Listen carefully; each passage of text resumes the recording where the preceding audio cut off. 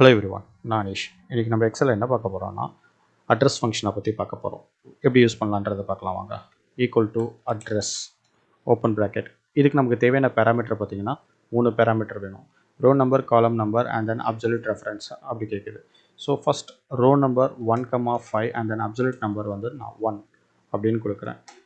எனக்கு first row 5th காலம் என்னவோ அதோட அட்ரஸ் எனக்கு ரிட்டர்ன் பண்ணுது.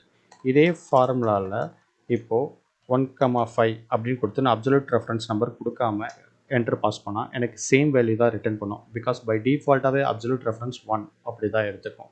இந்த இதில் பார்த்தீங்கன்னா நீங்கள் ஈக்கு பிஃபோரும் ஆஃப்டரும் பார்த்தீங்கன்னா ஒரு $சைன் இருக்குது.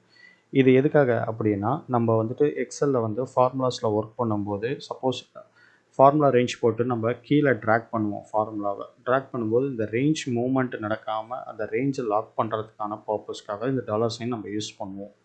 இதை பற்றி நம்ம இன்னும் டீட்டெயிலாக அப்கமிங் வீடியோஸில் பார்க்கலாம். இதில் multiple types of range locks இருக்குது. Column, rows and then entire range.